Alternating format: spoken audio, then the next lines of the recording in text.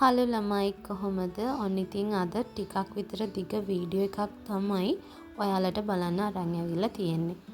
මේ ඔයාලා දකින්නේ මට ලැබුණු ස්පෙෂල් ඕඩර් එකක් මං කොහොමද හදන්නේ කියලා.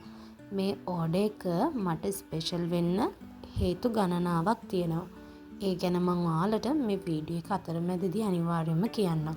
දැන් මේ ඔයාලා දකින්නේ මම මේ ඕඩර් එක රෙඩි කරන පළවෙනි දවස. ඉතින් මෙතන දවස් 4ක වීඩියෝ ක්ලිප්ස් තියෙනවා. ඔයාලට ඒ ටික මම වෙන වෙනම මේ වීඩියෝ එකේ ඇඩ් කරලා තියෙනවා පැහැදිලිව.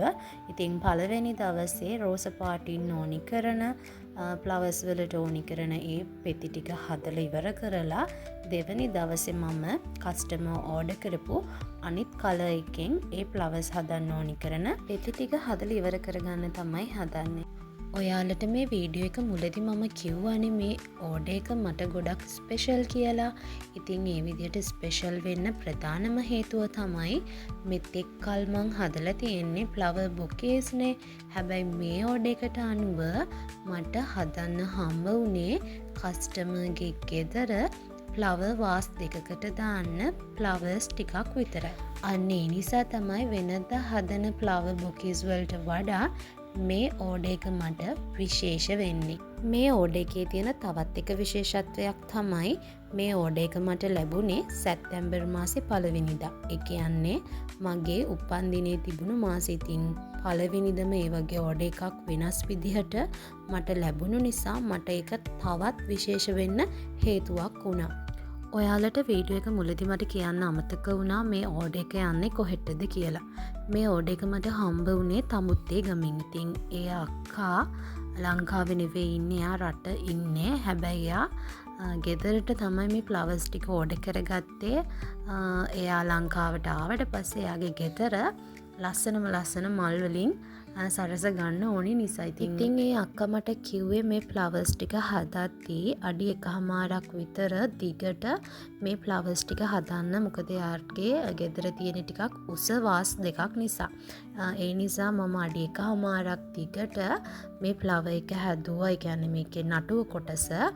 එතෙන්දිත් මම විශේෂයෙන්ම ටිකක් ශක්තිමත් බවින් වැඩි කම්බි එකක් තමයි මම මෙතෙන්දි පාවිච්චි කරේ. මොකද මේක ෆ්ලවර් වාස් එකකට දාන නිසා අනිවාර්යෙන්ම ෆ්ලවර් එකේ ශක්තිමත් භාවය වැඩි වෙන්න ඕනි නිසා. ඉතින් මගේ මේ ස්මෝල් බිස්නස් එක පටන් අරන් දැනට මං හිතන්නේ මාස 1මාරක් වගේනේ වෙන්නේ.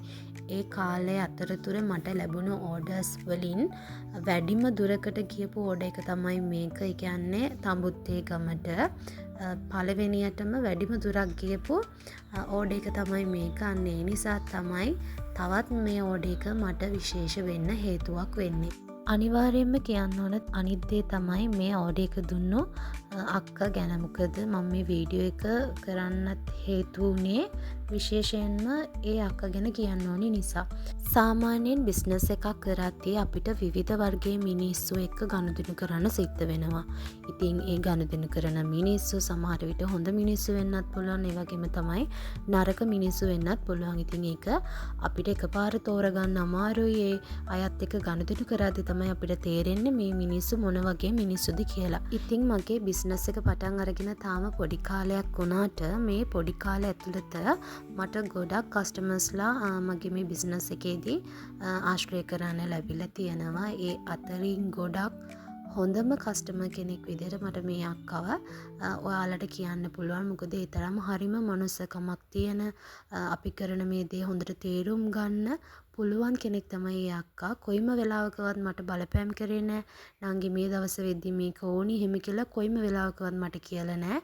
එයා මට කිව්ව එකම දේ තමයි වෙලාව අරගෙන ඔයා කරන වැඩේ හරියට කරන්න නංගි, මට ඒක හදිස්සි නැහැ. ඔයා ඒක ලස්සනට මට කරලා දෙන්න කියන වචනේ විතරයි එයා හැම වෙලෙම කිව්වේ. ඉතින් මේ වීඩියෝ එක අවසානයේ ඒ අක්කා මට දුන්න ෆීඩ්බැක් එකත් මම මේකට ඇඩ් කරලා තියෙනවා. ඔයාලා ඒකත් අහන්න. එයා කතා කරන එකෙම තේරෙයි එයා කොච්චර හොඳ කස්ටමර් කෙනෙක්ද කියලා. ඉතින් ඔන්න ඔය විදිහට තමයි මගේ මේ ස්පෙෂල් ඕඩර් එක රෙඩි වුණේ. එහෙනම් වීඩියෝ එක බලපු ඔයාලට ගොඩාක් ස්තුතියි. හරිම ලස්සනයි. ගොඩක් ලස්සනයි. පිළිවෙලට හොඳටම තියෙනවා. අයා කරන ওই චූටි ව්‍යාපාරේ ලොකු ව්‍යාපාරයක් වෙන්න ඕනේ. සහ කටහඬ උස දුර වෙන්න ඕනේ.